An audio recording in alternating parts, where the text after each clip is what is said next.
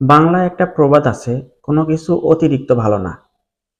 আমরা কিন্তু মাঝে মধ্যে আমাদের চেম্বারগুলোতে এমনও কিছু রোগী পেয়ে থাকি যারা কিনা ভুল নিয়মে এবং অতিরিক্ত দাঁত ব্রাশ করার কারণে দাঁতের বিভিন্ন সমস্যা নিয়ে আমাদের কাছে আসেন।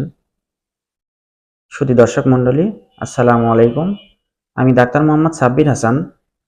আজকের এই ভিডিওতে আমি আপনাদের সামনে তুলে ধরব ভুল নিয়মে এবং অতিরিক্ত দাঁত ব্রাশ করার কারণে দাঁত কিভাবে ক্ষতিগ্রস্ত হয়ে থাকে। মূল ভিডিওতে যাওয়ার আগে আমি আপনাদের সামনে দুইটা গুরুত্বপূর্ণ বিষয় আলোচনা করব। সেটি হচ্ছে দিনে কতবার দাঁত ব্রাশ করা উচিত এবং কোন কোন সময় দাঁত ব্রাশ করা উচিত, এবং আমি যে ব্রাশটা দিয়ে দাঁত ব্রাশ করব এই ব্রাশটার কিছু আইডিয়াল ক্রাইটেরিয়া আছে, এই ক্রাইটেরিয়া সম্পর্কে।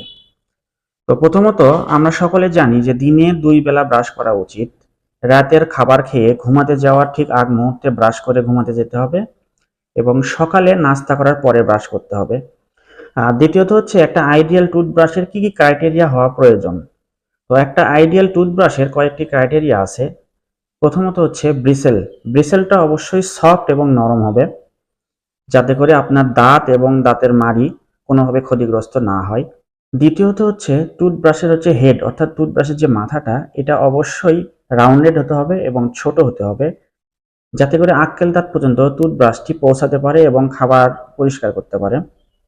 তৃতীয়ত হচ্ছে টুথব্রাশের যে হ্যান্ডেলটা, এটি অবশ্যই কমফোর্টেবল হতে হবে, যাতে সুন্দরভাবে গ্রিপ করা যায়।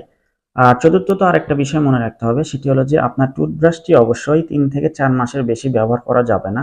3 থেকে 4 মাসের মধ্যেই টুথব্রাশটি পরিবর্তন করে নিতে হবে। আর সর্বোপরি হচ্ছে আমাদেরকে অবশ্যই 2 মিনিটের বেশি টুথব্রাশ করা যাবে না, এতে করে আপনার দাঁত এবং মাড়ি ক্ষতিগ্রস্ত হতে পারে।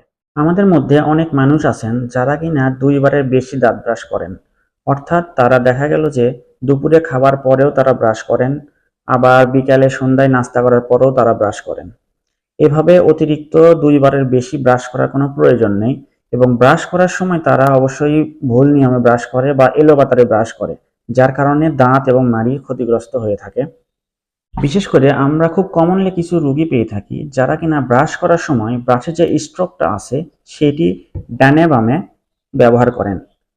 অবশ্যই স্ট্রোকটা বা ব্রাশের যে মোশনটা সেটি হবে হলো ওপর নিচে, উপরের দাঁতের ক্ষেত্রে বা উপরের মাড়ির ক্ষেত্রে নিচের দিকে, এবং নিচের মাড়ির ক্ষেত্রে নিচ থেকে উপরের দিকে। কিন্তু আমরা বেশিরভাগ মানুষই এটা আমরা মানতে চাই না, বা এটা আমাদের একটা অভ্যাস হয়ে গেছে যে আমরা ব্রাশ করি সবসময় ডানে বামে।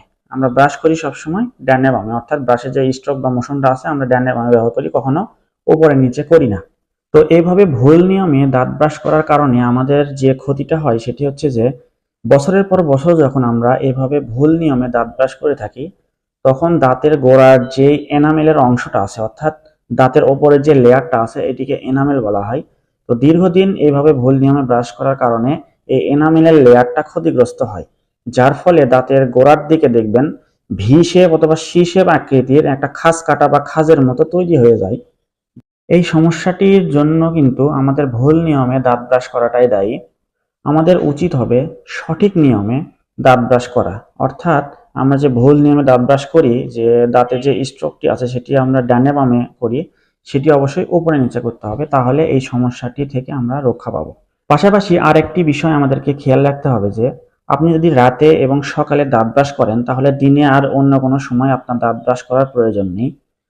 যদি আপনার মনে হয় যে খাবার দাবার খাওয়ার পরে আপনার দাঁতের ফাঁকে খাবার দাবার জমে থাকে, তাহলে আপনি খাওয়া দাওয়া করার সময় ভালোভাবে কুলি করে ফেলবেন, অথবা আপনার যদি মাউথওয়াশ ব্যবহার করার ইচ্ছা হয় তাহলে আপনি আপনার ডেন্টিস্টের পরামর্শ অনুযায়ী একটা মাউথওয়াশ ব্যবহার করতে পারেন।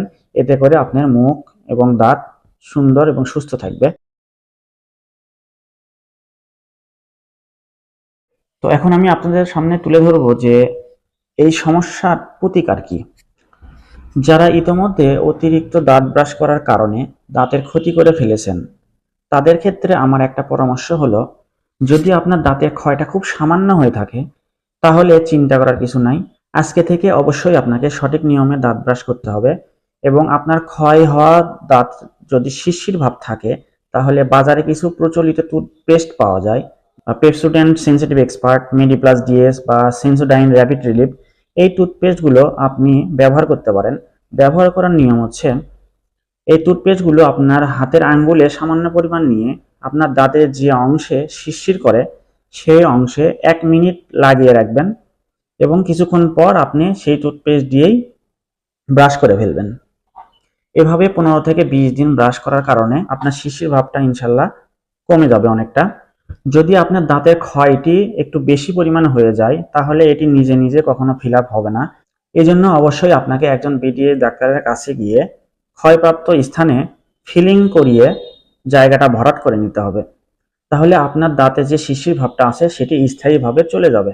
আর যদি দেখা যাচ্ছে যে আপনার দাঁতের ক্ষয়টি অনেক বেশি হয়ে গেছে, অর্থাৎ আপনার দাঁতের মজ্জাটা বাইর থেকে দেখা যাচ্ছে, তাহলে এটার জন্য অবশ্যই আপনাকে একজন বিডিএ ডাক্তারের কাছে যেতে হবে এবং রুট ক্যানেল ট্রিটমেন্ট করে নিয়ে পরবর্তীতে এই দাঁতে ক্যাপ করে নিলে আপনি আপনার সমস্যা থেকে স্থায়ীভাবে সমাধান পেয়ে যাবেন। তো দর্শক মণ্ডলী, আশা করি আমার ভিডিওটা আপনাদের জন্য অনেক উপকারী হবে। তো আজকের মতো ভিডিওটি আমি এখানে শেষ করতেছি। সকলে ভালো থাকবেন, সুস্থ থাকবেন। আল্লাহ হাফেজ।